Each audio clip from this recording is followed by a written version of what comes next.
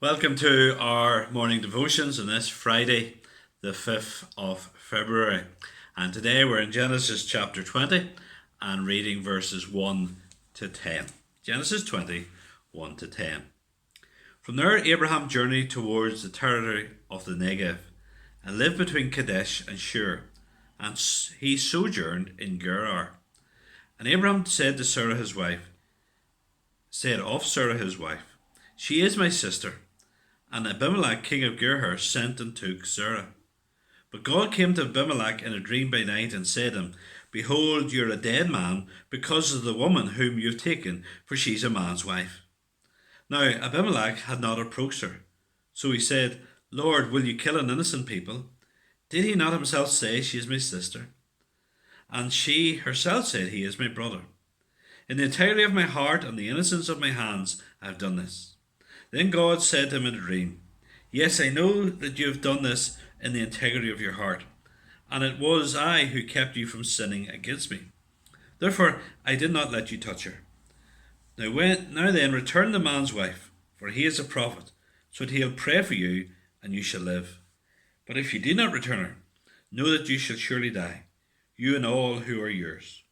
So Abimelech rose early in the morning and called all the servants and told them all these things. And the men were very much afraid. Then Abimelech called Abraham and said to him, What have you done to us? And how have I sinned against you, that you have brought on me and my kingdom a great sin? You have done to me things that ought not to be done. And Abimelech said to Abraham, What did you see that you did this thing? Amen. As you read this story today, you probably will have a sense of deja vu, because there's a very similar story back in Genesis chapter 12 featuring Abraham, Sarah, and the king of Egypt in that instance. And sadly, Abraham does not learn from his mistakes, but rather he repeats it here again. The previous time as well, he said Sarah was a sister, not his wife. And indeed, she was taken to be with the king. And the same thing's happening again and again. Sadly, Abraham is not learning from his mistakes. And I wonder, are we guilty of this? Are we people who continue to repeat the same mistakes? Let's be very honest to the Lord and beware where our weaknesses and our sinfulness is repetitive.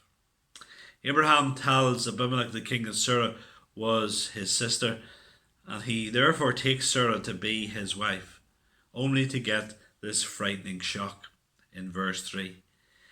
In days of so much sexual immorality, we must remember that God's standards do not change.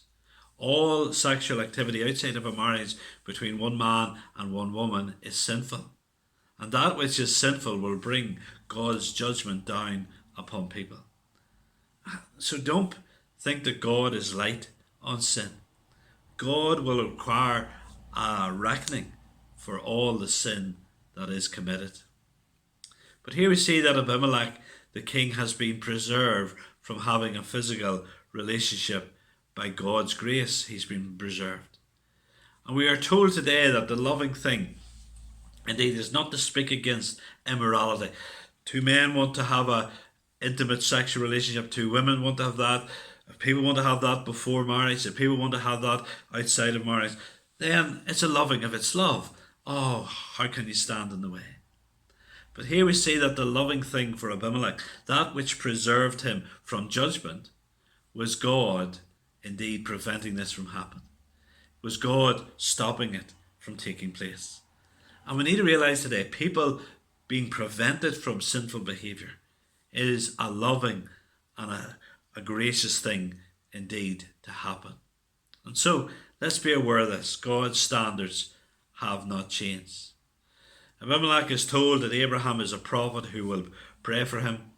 And Abimelech, this pagan man, then rebukes Abraham, the man of God, for what he has done.